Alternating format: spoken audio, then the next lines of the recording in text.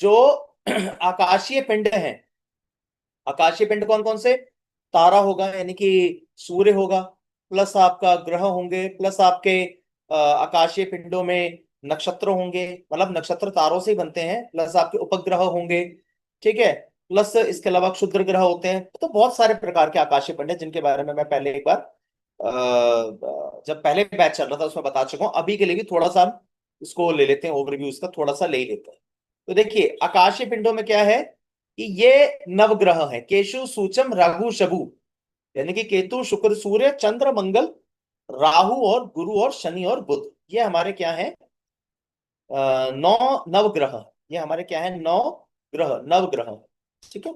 अब ये जो हमारे नवग्रह हैं, केवल यही आकाशीय पिंड नहीं है।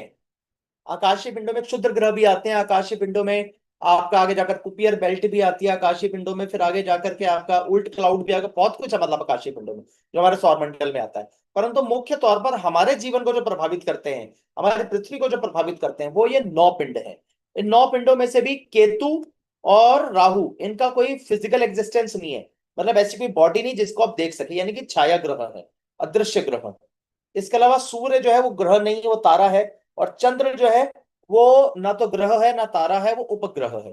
बाकी सब जो बचे हुए वो सारे के सारे ग्रह हैं जिनका फिजिकल एग्जिस्टेंस है। तो इन्हीं को हम आकाशीय पिंड कहते हैं, जो हम हमारे जीवन को प्रभावित करते हैं, पृथ्वी पर रहने वाली सभी जातियों को प्रभावित करते हैं, और साथ साथ पृथ्वी पर होने वाली सभी घटनाओं को भी प्रभावित करते हैं।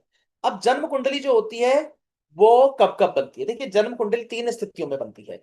एक तो बनेगी जन्म समय के आधार पर, एक बनेगी घटना कुंडली जो किसी विशेष घटना के घटित होने पर बनती है, और एक कुंडली बनती है प्रश्न कुंडली, जो जब प्रश्न कोई पूछता है ना, तो उस समय जब कोई प्रश्न पूछता है ना, तो प्रश्न के समय पर आधारित होती है ये कुंडली। मतलब जैसे सपोज करिए अभी 8:29 हो रहे हैं, तो 8:29 पर जब किसी भी व्यक्ति का जन्म हो रहा होगा, पूरे वर्ल्ड के किसी भी कोने में हो रहा होगा, तब हम जो कुंडली बनाएंगे दैट इज कॉल्ड जन्म कुंडली, बर्थ चार्ट जिसे हम कहेंगे।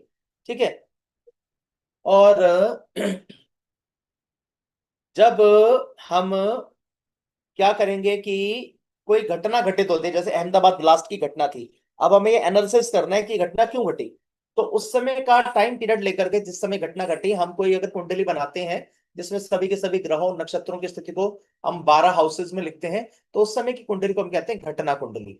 ठीक है। तीसरी होती है प्रश्न कुंडली, जब आपके पास अपना बर्थ डिटेल्स, अपनी अपना बर्थ टाइम ना हो, ना बर्थ डेट हो, ना बर्थ प्लेस हो, ना बर्थ टाइम हो, तो आप ऐसे में किसी व्यक्ति के पास, किसी जातक के, किसी एस्ट्रोलॉजर के पास जाते हैं और जाकर के अपना प्रश्न पूछते हैं।